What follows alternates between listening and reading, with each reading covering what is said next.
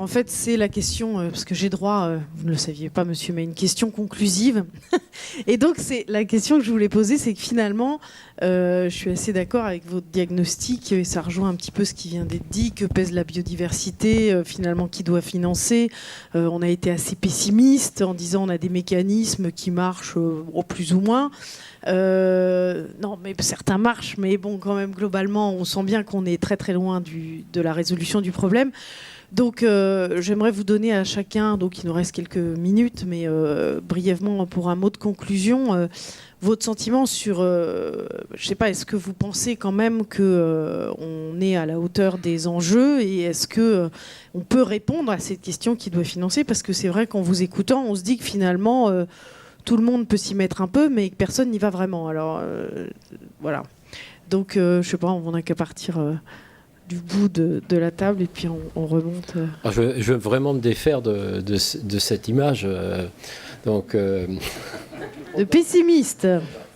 Pessimiste, réaliste et qui essaie de mettre en place des choses locales notamment qui fonctionnent.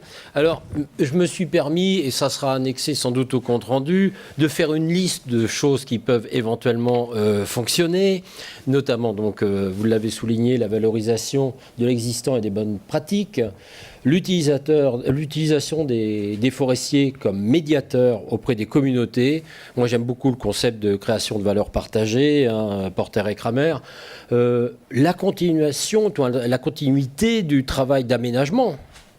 Hein, on a parlé des certifications, on a très peu parlé des aménagements forestiers. Clarification aussi quant aux mécanismes liés au carbone, parce que pour moi, c'est plus qu'obscur. L'essentiel, je soulignais et je répète, la démographie, l'accès de l'énergie à des prix justes, comment on peut mobiliser les forestiers, pellets, les choses comme ça. Bon, il y a des produits pour les gens qui sont moins éloignés des grandes villes qui peuvent être mobilisés. Il y a un gros travail d'organisation et de réorganisation de la filière ou des filières. Il y a un marketing des produits forestiers durables.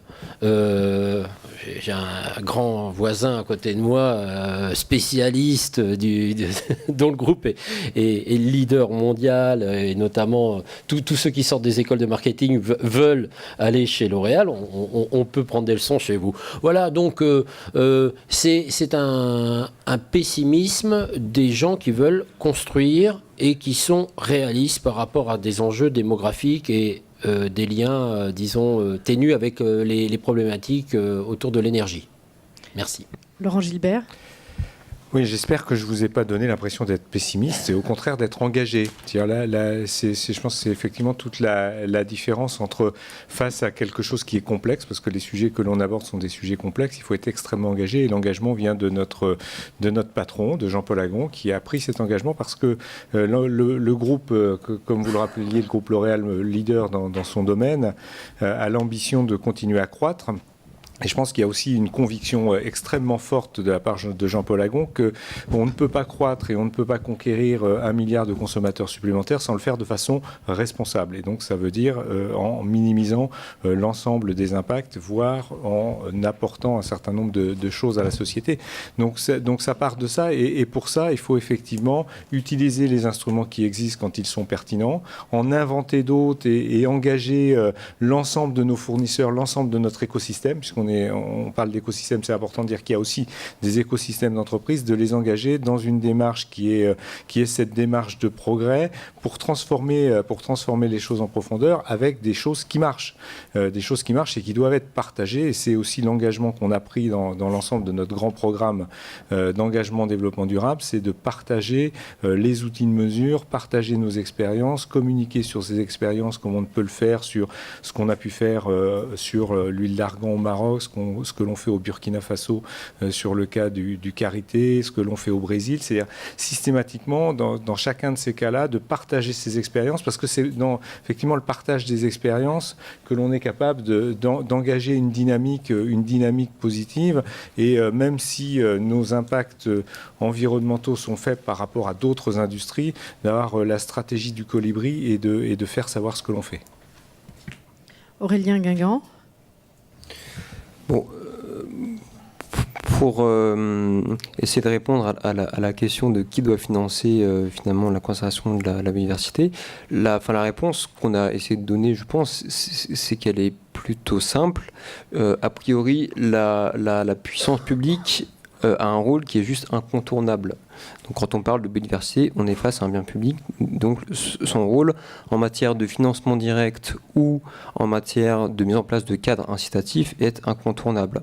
Ensuite, il y a quand même des solutions autres qui peuvent très bien être mises en œuvre de manière combinée entre elles, qui finalement peuvent en partie combler le gap qu'on a vu tout en début de table ronde. Alors notamment, on a pensé à la compensation, qui est aussi basée sur cette donc, obligation réglementaire par définition, donc avec ce besoin de cadre incitatif, qui a une réelle plus-value écologique sur le terrain. Ça c'est démontré en tout cas dans un certain nombre de pays.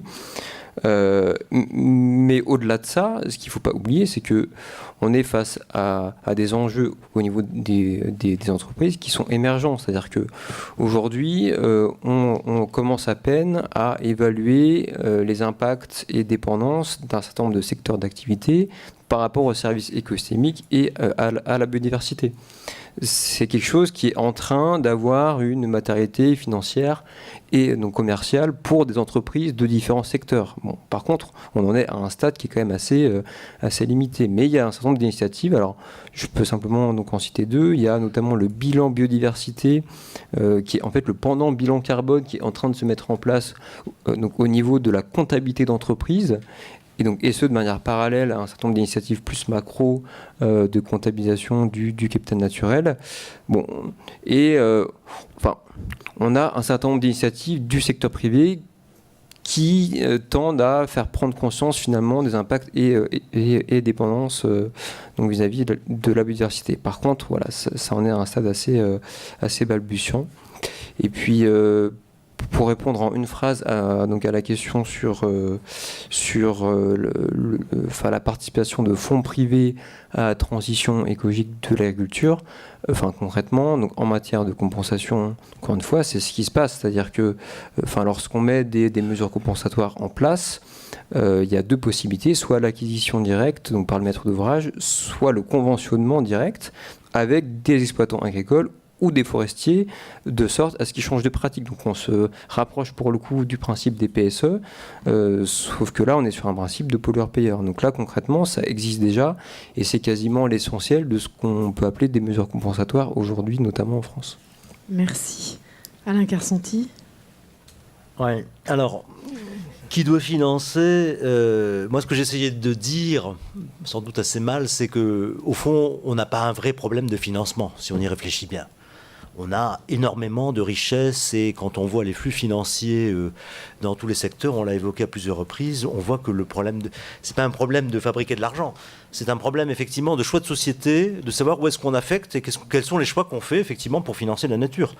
Donc, alors, ce qu'on a cru, et je reviens à la question de l'illusion, c'est pas du pessimisme, c'est que on a cru qu'on pouvait se dispenser, en gros, de faire de la politique, de faire des choix de société absolument déterminés et radicaux.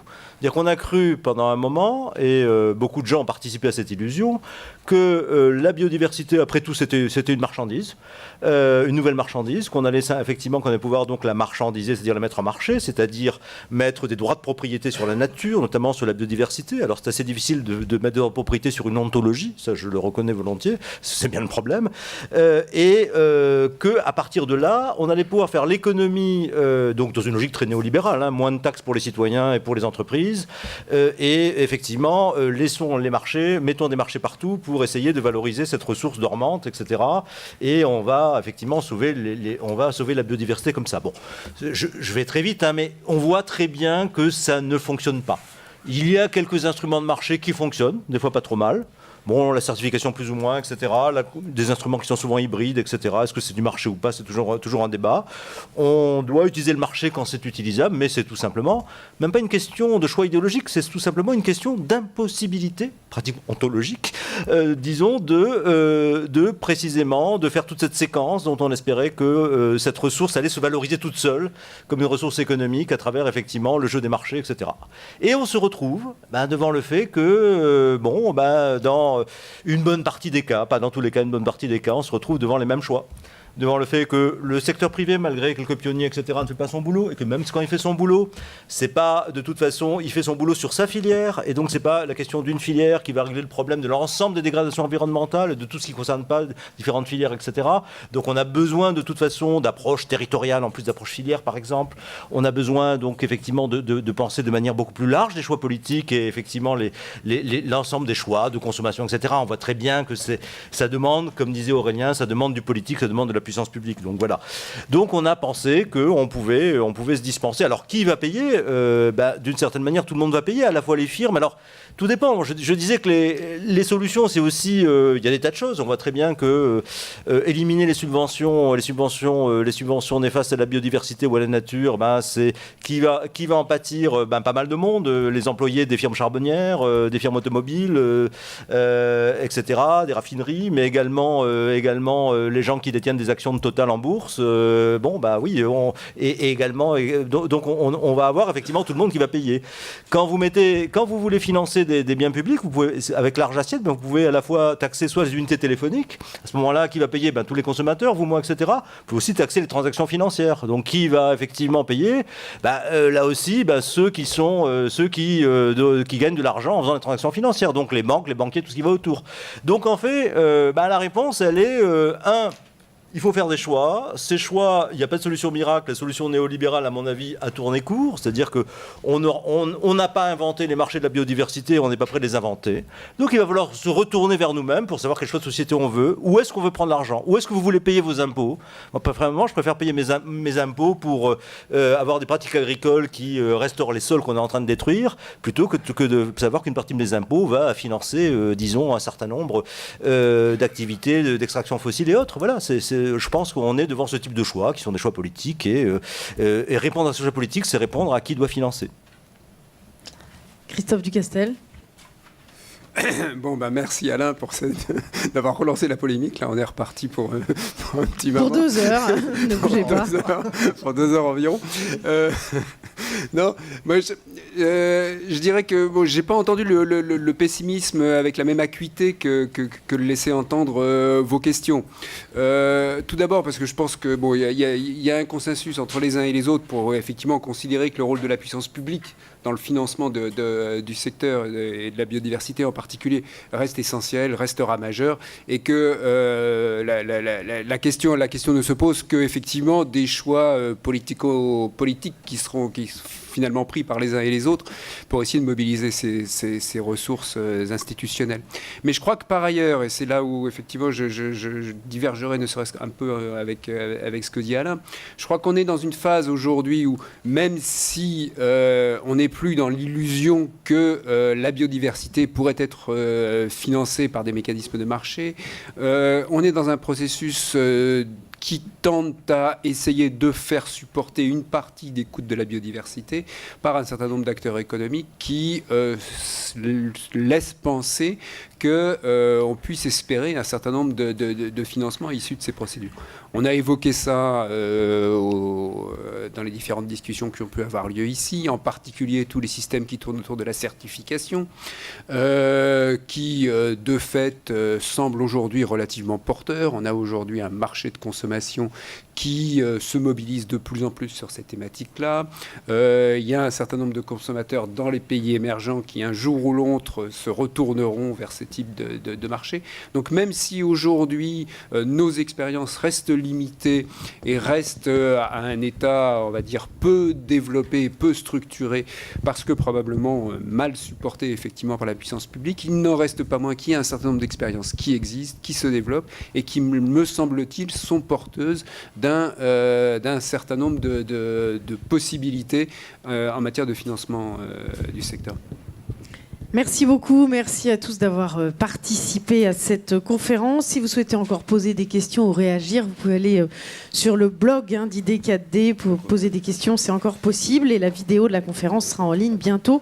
On vous a distribué des petits questionnaires si vous voulez bien les remplir et les donner aux hôtesses en sortant. Merci à tous et bonne soirée.